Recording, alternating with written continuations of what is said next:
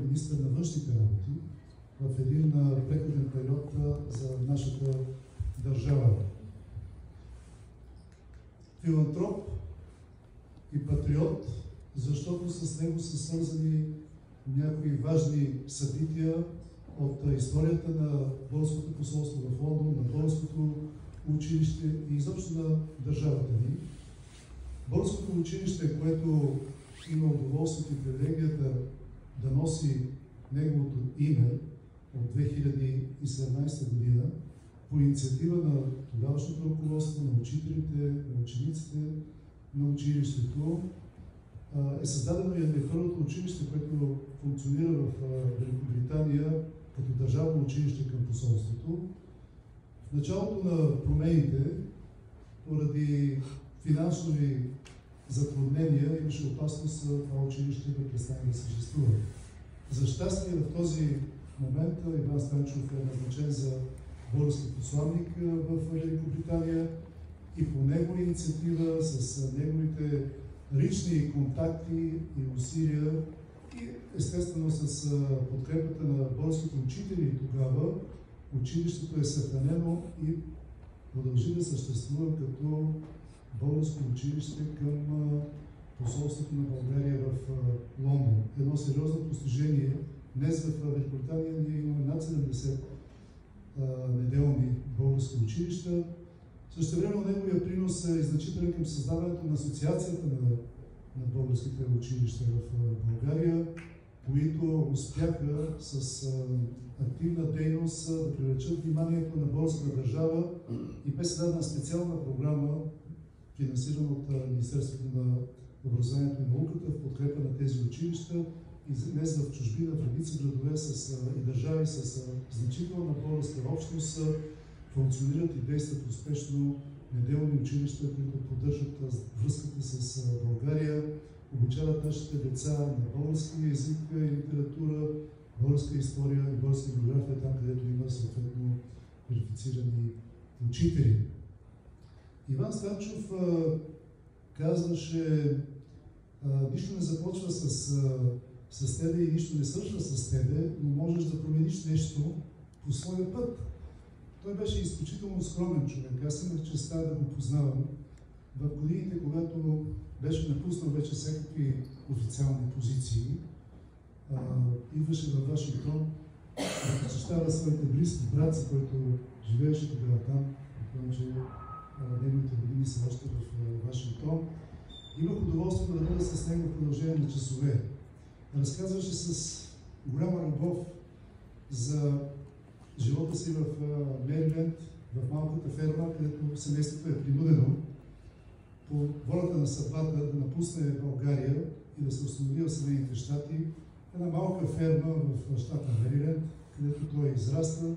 За годините прекарани в университета Джорджтаун, след това по-късно неговата работа като специалист, по-късно и като на лидерски позиции в IBM, в техния офис в Ню Йорк, в Рио де Жанейро, в Париж и разбира се за периода, когато беше и министър на външните работи. С особен план и искреност в неговия поглед той разказваше за Каридон. Това беше и неговия основен ангажимент, личен ангажимент в този период, след като беше напуснал всички официални позиции. Филантроп и дарител, с неговите усилия се даде и библиотеката към посолството на България в Лондон, с негови лични дарения, с призив към българските издателства да даряват книги, една голяма част от които той лично пренася по време на неговите пътувания от София до Лондон. Каридон също е негова инициатива през 1994 година. Той създава фундация Каридон, за която фамилната къща в Поморската градина в град Варна е предоставена за нуждите на деца с специални нужди и на която той отдаваше голямо значение и внимание от своя живот.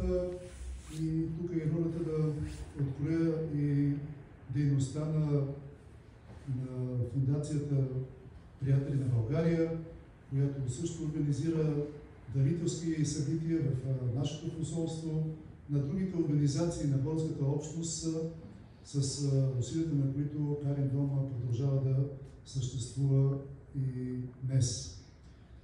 Не трябва да забравяме и неговия принос за създаването на българския параклис. До неговото идване в Лондон българите не са разполагали с място, където да се черкуват, да отбелязват най-важните светли християнски празници. За тази цел се отделя някога Сен-Мюс, по-късно Герашна посолството и започва да функционира този български параклис.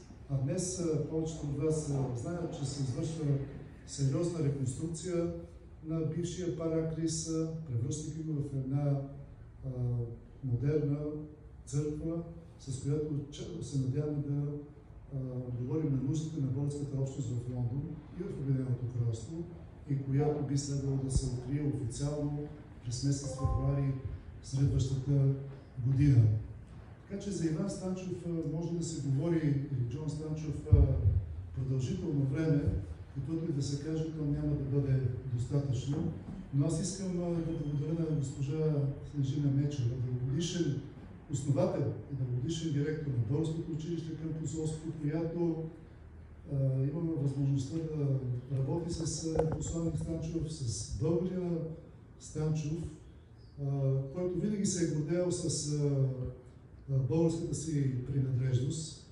За това усилие, което тя направи, ако тези от вас, които са успели да видят книжката, двуезичната книжка на двата езика, никъде на първа страница няма автор, а пише Българското училище Иван Станчов. Това е автор.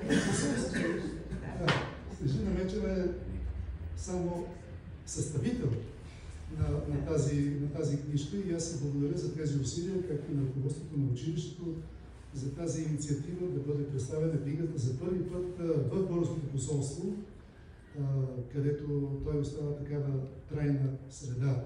И неговият портрет взема своето място не само в стената на посланиците, които са имали честа, удоволствието и високата отговорност да представляват страната ни в Обединеното кралство, но и в Българското училище. Това е фактически копия от портрета на нашия посланик, както обичате. Той е винаги с нас. Той е винаги с нас. Благодаря ви, а сега имам удоволствието да предоставя думата за кратко приветствие на министър Милошев, Евтим Милошев, който е на посещение в Лондон във връзка с участие в влиятелния и